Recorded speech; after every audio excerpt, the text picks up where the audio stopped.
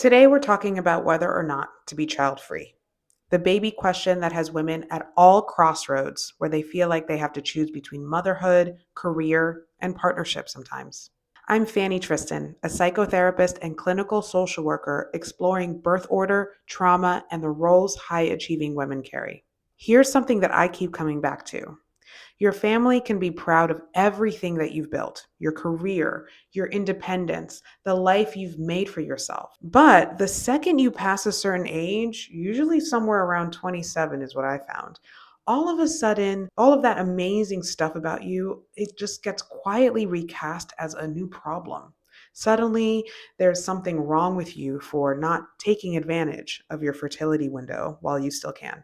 I wanted to have this conversation with Pallavi Ankalekar, trauma therapist and first generation South Asian immigrant whose passion comes from helping her clients embrace their authentic lives away from conventional and traditional stereotypes. She's facilitated group workshops on being child free by choice, and her work helps clients face the relational wounds that prevent them from cultivating the life that they want. As you listen, I want you to think about how these concepts are showing up in your day to day life and how they may be influencing, even clouding, the vision of the path that feels right for you.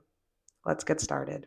So, as we think about the baby question, the idea of being child free, let's start by breaking down this idea about what having kids actually means, right? We hear it all the time, having kids, having kids, having kids. But what does that really mean when we ask people, are they having kids? Or when we even think about, do I want to have kids? What comes to mind for you? It's something that's transformed over time. So like when I was young, I always thought about being a mother and always thought I would have kids in like my 20s. This traditional path that I saw just all around me all the time. So I was like, this is what I should want. And then life happens, right? And then I went to social work school and I was around like teenagers a lot and I was like, oh, kids are a lot. Like taking care of a human being is a lot. And I think for me, I find my caretaking come out or my nurturing side come out in my work and with my friends and with my family, where I don't, I guess, feel the need to have a child or my own kids. And I like to be like an aunt to like my friends' kids. I think there are so many ways to still be a nurturer, like be your caregiver, if that's how you identify. There's so many ways to do that. And it doesn't have to be like your own biological children. 100%. And I think when I think about this notion of having kids, it's a catch-all term Hmm. for something that is multiple major life decisions all wrapped up in this one idea, having Hmm. kids, right? Because when we really break that down, right, you're really encompassing this idea of pregnancy, which Hmm. is its own choice, whether you want to carry a child or not, co parenting and partnership, right? Whether you want to do it with somebody else and who you would want to do that with, if so, right? Hmm. Having kids also encompasses parenting, right? Which is its own thing. I feel like people don't think of that as separate from deciding to be pregnant, Right. deciding to do it with someone.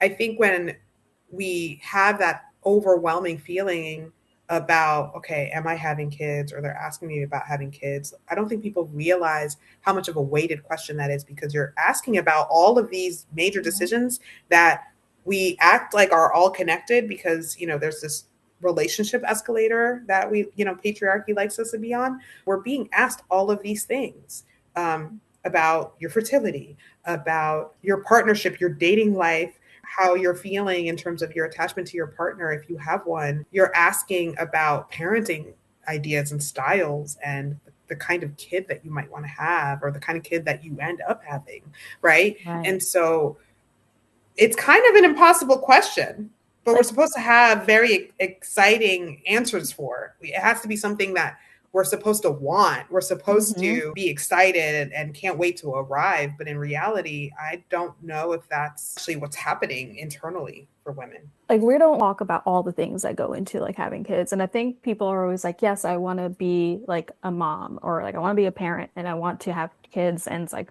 why? You know? what about having children is meaningful to you? Like, is it like having some people, it's like about legacy, right? Like having some, passing something on. And like for other folks, it's just like, that's just what I was told. Like, I didn't know there was another choice, like to not have kids or like to not be partnered or whatever else. And I feel like when people ask, like, oh, are you having kids? They want a yes or no answer, but it's like more complex than that. Way more complex than that. And I think something that has been on a lot of women's minds as well, on top of all of these, is also the layers, the systemic layers of that, right? Of, Yeah. yeah, well, what does happen to my body when I get older? Is this something that I'm going to regret socially, as I age, as more people around me are having kids and I don't share in that motherhood journey, right? What does Mhm. that mean for me in just the Yeah. grander scheme of being a person? Where is that represented? That's something that I Mhm. think only now we're starting to see in media about the woman that isn't just defined by her motherhood. Like finances are such a huge part of that. In this economy, Yes. I mean, it affects the quality of your life, it it affects does. the quality of your children's life. And Mhm. that's not to say that you need to be able to afford to have kids. I think reproduction is a personal thing, right? Mhm. And should not be limited by financial levels of wealth, right? But I think that a lot of women are concerned about their own financial stability. Right. And I think the idea of learning things like childcare is $500 a week in New Yep. York at minimum. Mhm. Like you have to constantly get them clothes. You have to constantly Yeah. invest financially in the things that society isn't helping them do, that you can't do because you're working constantly. So you can't Mhm. always help with homework and you have to get tutors, or they keep cutting funding for your kids' schools. And so No. you have to involve yourself more in the PTA. How do I make myself one of those parents? Am I even able to be one of those parents? Maybe I have no business trying to be a parent, right? I think that women go down these rabbit holes of, am I good enough to be a parent? And then that becomes the entryway for some women around this idea of being child free. And I think the work that you're doing is so refreshing because it forces us to stop thinking black and white about it. You're Mhm. either in this safe zone because you're on your path to having kids and it's really about beating this clock, Right. right? Versus like you're going to go into hiding and be some cat lady. But that's Right. not even true. Like that's not No. even true. There's a whole other world that we don't even explore because sometimes we don't think it's there, Mhm. or we have shame around it, or there's a lot of stigma around that. And I think that Yeah. women are ready to have a conversation that's a little bit more nuanced about it. Yeah. I was really grateful for my like first year internship in grad school because my supervisor at the time didn't have kids and made an active choice to not have them. And her and her husband lived this like lovely life, like beautiful brownstone in Harlem with like a bunch of dogs and cats, and they traveled all the time. Their lives felt so full still, despite, what everyone says makes one's life full. So, another question I have is, what does the term child free actually mean? And who is that term for? How would you define that? For me, I think child-free means the active decision to not have kids and like being secure in that decision and not feeling like you have to explain why or like feel the shame of like, oh, I should want this, but like there's something wrong with me for not wanting this. Or like people are going to look at me and think like, maybe I'm not a caring person. Women get put into these boxes of like caregiving roles and like, many of us were socialized to be.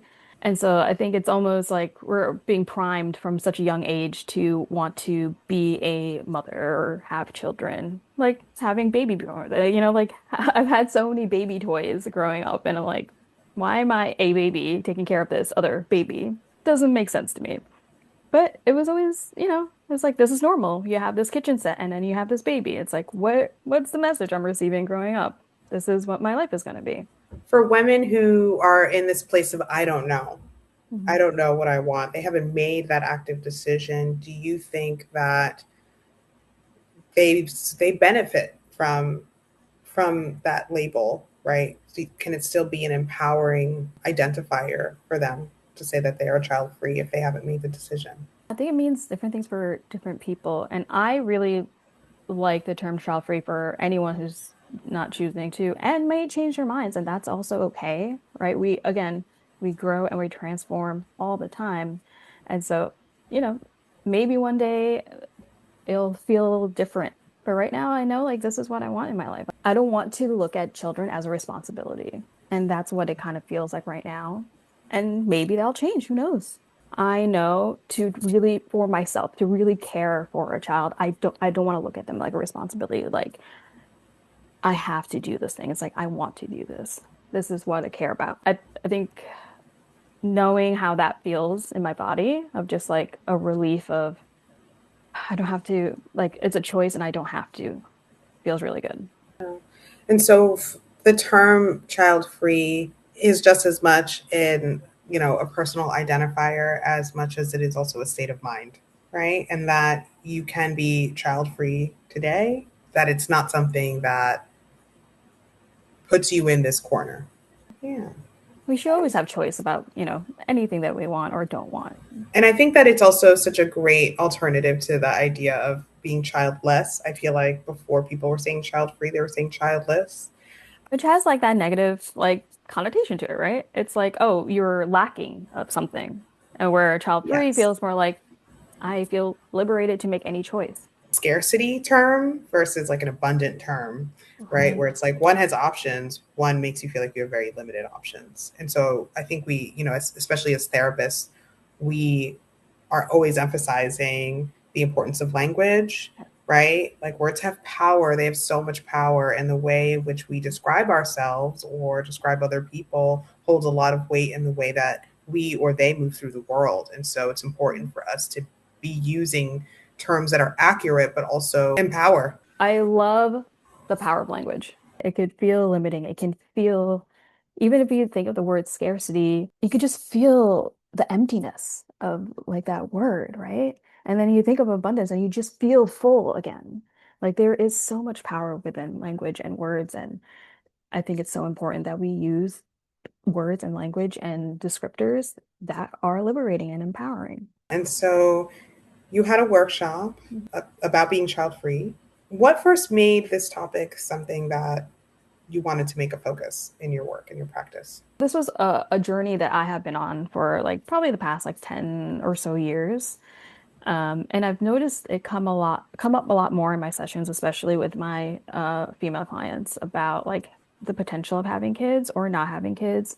I think a lot of folks are in this space of like, because everything feels so uncertain. They also just like don't know if they want to or are ready. And sometimes they're like, yeah, the idea of that seems really nice. And other times it's like, I can't even imagine being able to have a family or like have kids because of, and we're constantly getting things defunded and we're constantly losing several rights. How can we feel comfortable and safe and secure enough to make this huge life decision when everything feels like it's falling apart and being taken away from us to help us make those decisions? Well, I think you're also recognizing that if I'm going to do this, like I can't do it alone. And the system has to be set up for me to thrive, or Mhm. I'm going to end up drowning.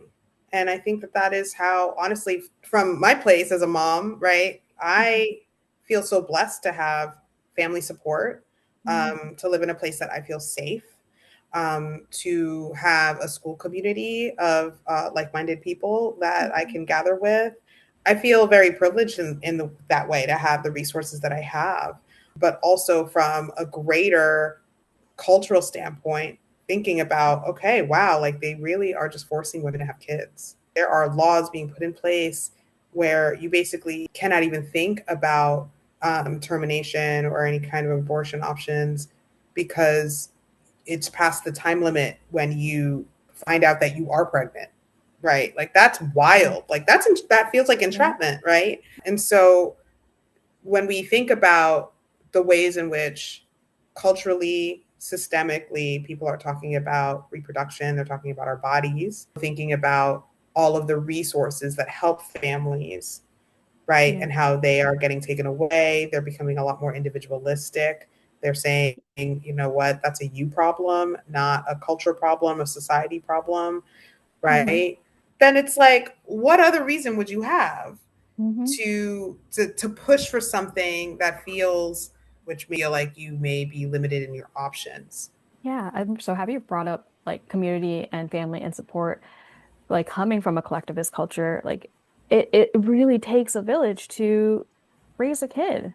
And we're in a society where that is just not accessible in a lot of areas, right? Like a lot of people move away from their families. A lot of people are more isolated than they were maybe like 5, 6 years ago.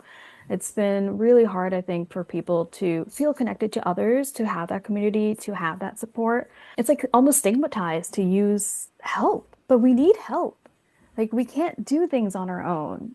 Like it's not just we're social creatures. Like we need people as much as like it feels like it's hard to like be vulnerable or like to make really deep connections. Like we need to do it. But I don't know like what's happening globally or societally where it's just been so hard for people to connect and have that Yeah. support.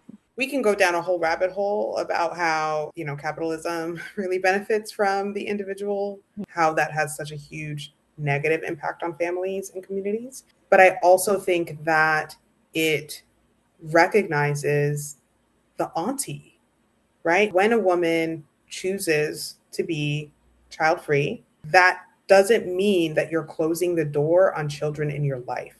I Yeah. think that people often think of that as this one to one comparison. Like, well, if I don't want kids, then I guess I just don't like kids, or people think I don't like kids, Mhm. or, and it's like, how many parents I've met that don't like their kids? Exactly. Right. And sometimes kids are kind of not great. Like, Yeah, they can be yeah, really mean. Not always. yeah, I like exactly. all the kids I know in my life, lovely people. But I've seen some kids, you know? Yeah, yeah. And so I think we we act like that's this trade-off when in Yeah. reality, a lot of research has been coming out about how the role of the aunt is Hmm. incredibly important in children's lives, especially like young girls' lives, and Yeah. how they see themselves and how they see their own opportunities in life, not just by having this female role model in their life, but also having a confidant that's an adult that is Right. not your parent.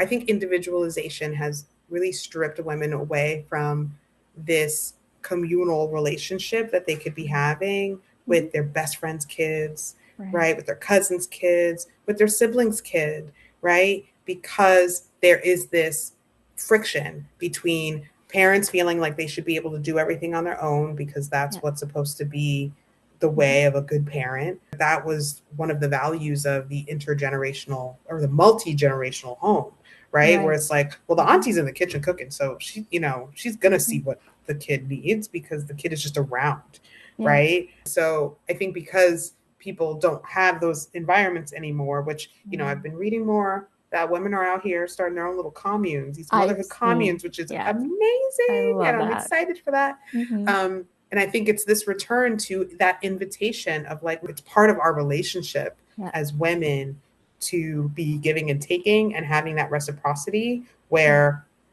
I'm able to carve out room to show up as a friend, as a confidant, as a support to you, but you're also able to show up for me because you know how to take care of my child. Growing up in like the early 2000s, what a time to be a woman, a teenager at that time. I think about how all women were seen as competition, dating shows and reality shows. Like it was constant, like pitting women against each other for what always, like for no reason. And that messaging was like so insidious and like it just like would crawl into your brain and like it just stays there. And I feel like it was really difficult for me to have close female relationships like growing up or like when I was like younger because I it did feel like everyone was competition. It was so hard to make that deep connection and be vulnerable because, with vulnerability, you are opening yourself up to be hurt. I think that we spend so much of our early adulthood weeding through that and figuring it out, right? I Yes. think the countless hours I've spent in session or just in conversation with women who are struggling to find genuine connection even in their friend group, even in the people that they've known their whole lives, right? Because Yeah. there's been this foundation of performance. It's almost like this bit of a cold war that women have in their relationships.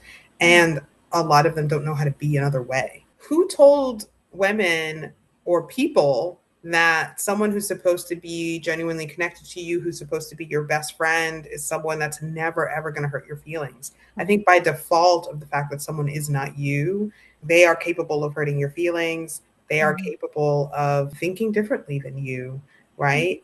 And when did we develop this expectation that what was safe is being around people who are exactly like us? And how is that even possible? And is that what we're finding in our friendship groups where you might have aligned on something or you build a bond off this shared interest, but then life happens and you grow and you evolve Mhm. and you learn, and you're not able to bring that back into the group so that everyone is able to still grow together to some capacity. And so everyone's really growing apart.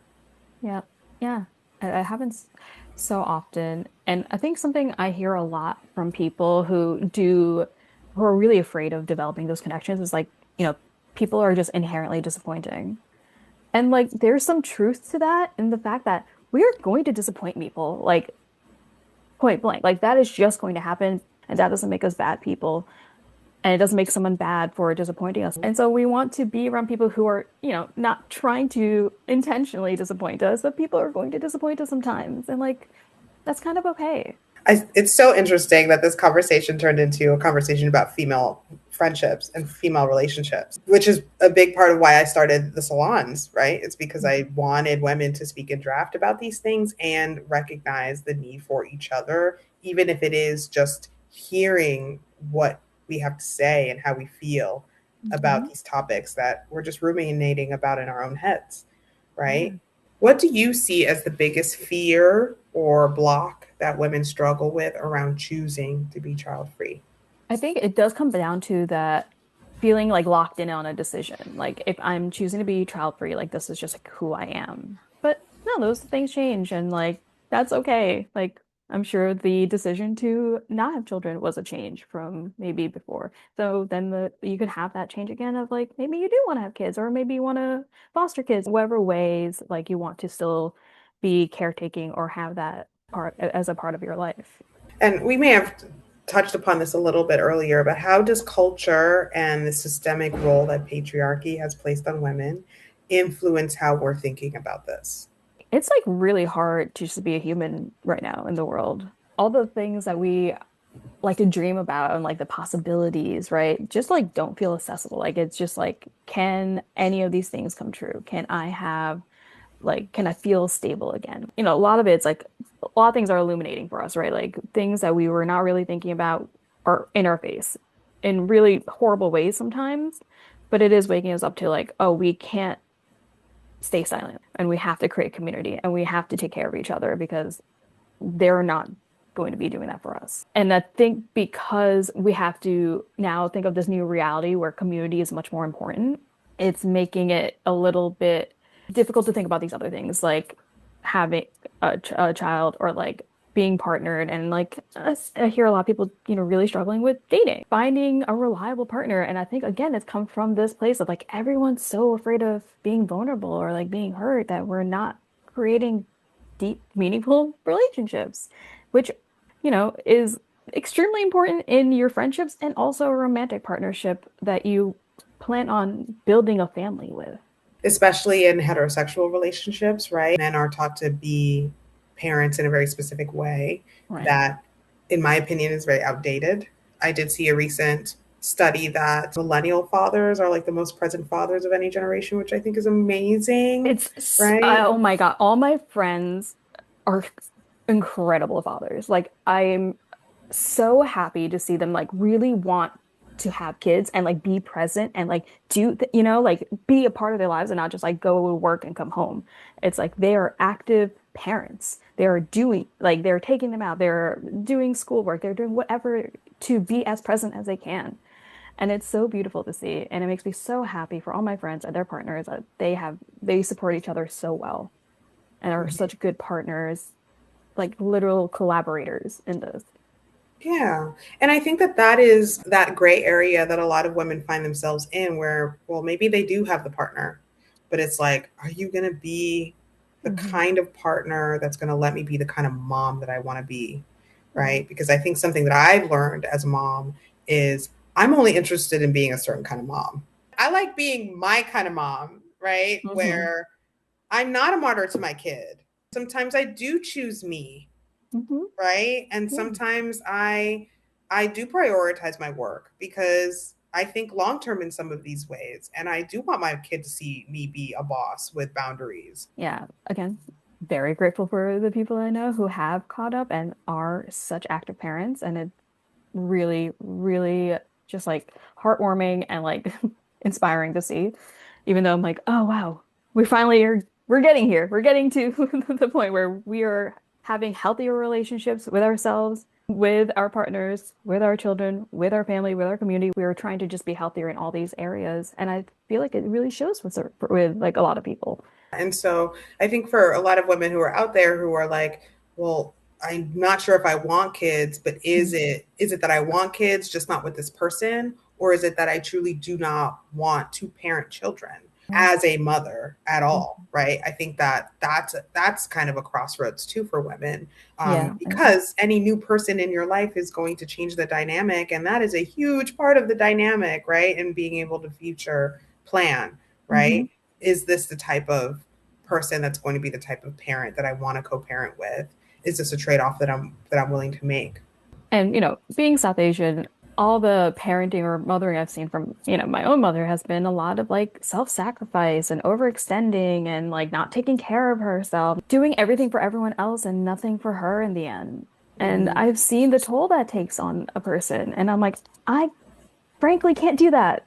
Like, I cannot give myself so much to other people. I have nothing left for myself. And I think that speaks to a whole other gray area that I see as well in speaking to women about this is what's the trauma lens here, right? I see everything through a trauma lens because that is the Yep. work that I do. But I also think about the questions women have for themselves when they're grappling with whether to be child free or not, right? Or to be child free by choice or not. Hmm. Is this grappling of I need to stop the cycle and I don't want to do to a kid what happened to me. And so not having a child is stopping that cycle, Hmm. right?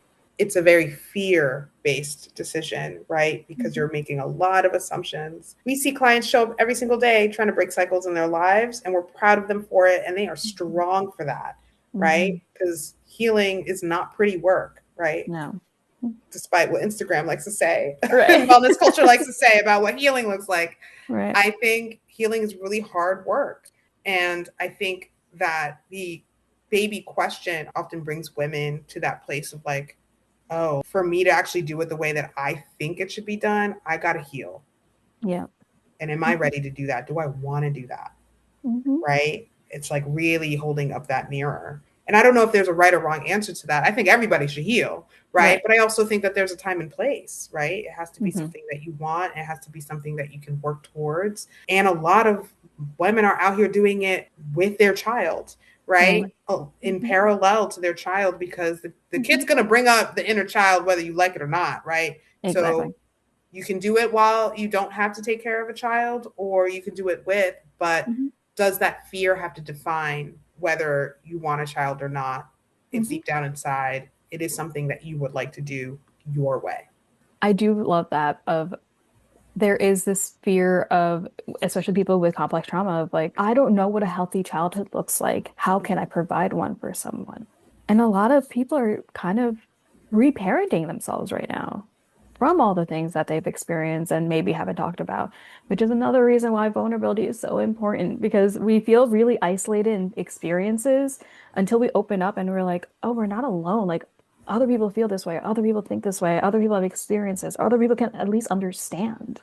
But we feel so much shame towards things that we had no control over. Like we don't have control over how like what capacity our parents had at the time they had us. Like there was nothing we could have done.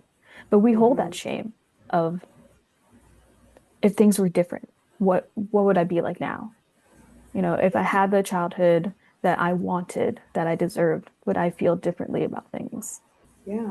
And I think that something that a lot of eldest daughters hold in my work is they were forced to parent early, Yeah. right? They are this de facto default backup parent, right? Taking care of their younger siblings. And there can be this very strong aversion to that, right? Hmm. And so in a way, when you're making that decision about, being child free, right? Again, is it coming from this place of just this frustration about a childhood that was stolen from you Hmm. prematurely because of the role that was placed on you, right? Hmm. Um, versus a desire to want to do it differently, right? Or a desire to be a great auntie, Hmm. right? Because you're like, I never want that again, right? And that's fine. Hmm. Or I do want that, but I recognize that this discomfort is coming from a place where something was put upon me that was not appropriate, Hmm. right? And I shouldn't take away that opportunity for me to do it my way because that was a decision my parent made, right? That's Hmm. not something that is a default setting of mine, Right. right? And so I think there's just so much to think about when we think about, this baby question about do you want to have kids? Because I think all of these things are coming up, Hmm. right? Can I raise a kid? Will I regret it? Can I have a fulfilling life? Will I be shamed? What is my family going to think? What is society going to think? What does my romantic life look like Hmm. if I can't promise children?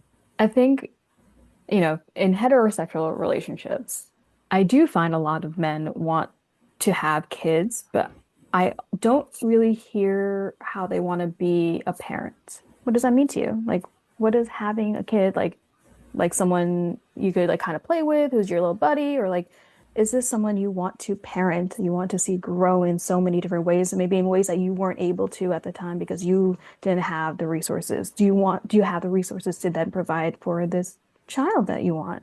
What does that all mean? How do you want to be a father? What are some of the benefits or gifts of a child free life that doesn't get talked about enough? It really allows you, I think, time to get to know yourself, think about yourself in ways that don't hold shame, or learn about interests and hobbies that maybe you wouldn't have time or capacity for otherwise. It lets you not feel like you have a responsibility of this person if that's not what you have capacity for at the time. And so it really allows you to think about, what do I want for my life? What do I feel like I need more of? How important is my work to me? Where do I want to get there? All these other parts of our lives that sometimes can be harder to think about when we have kids. Like, we have to then kind of model our entire schedules around that, and like a lot of people do it very successfully, but not everyone can. What does it mean to be supportive of a child free woman today? Allowing women to be okay with whatever choice that they make, and that there's no shame behind any choice that you're making. There's no shame around like having kids right now, and there's no shame around not having kids right now. There's no shame around like being partnered or not. It's all about giving women agency again, allowing us to have our agency over our own lives and not feel like we need life to look a particular certain way if that's not what we want. I think that's something that is so inspiring about what you're doing and the work that you're doing with women is how you're you're reminding them that your value doesn't change because you don't want to have a child. Your Mhm. value doesn't change because you're not partnered, Mhm. right? Why would your value change at all, right? Mhm. Especially if it's coming from a place where that value has only really been set to benefit men, right? So that they can have offspring, right? Mhm. Have someone be in service of them, right? That it is a very patriarchal lens to believe that women have less value because they don't want to be in service of men or they don't want to be married to men or in a relationship with men. Mhm. Um, or have their children. Something I'm taking from this conversation is that there is no right or wrong answer to this, right? It's an ongoing conversation. It's not a black and white answer, even if it feels like it needs to be, right? Mhm. I also keep returning to this idea of a woman's role in a child's life. Does it have to be a mother?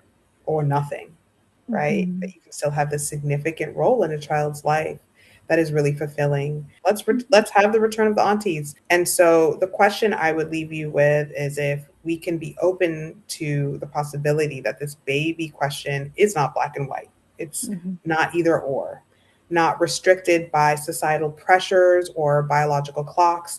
And what could that vision look like if you are a woman thinking about being child free? I look forward to facilitating that conversation with you this month at the salon. I can't wait.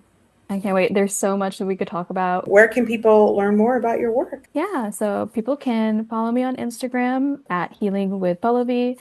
I'm also part of a group practice called Steady NYC. So you could contact me if you want to work together. And, I think eventually I want to have maybe more groups or workshops around this topic if there is interest. So, people reach out, let me know. This chat was just the beginning. If you want to continue this conversation, join us at the Slowdown, my in person salon series in Brooklyn, New York, where I create a space for women to gather and speak and draft about the very things we've been talking about here, to be or not to be child free, and everything in between. Get your link in the show notes.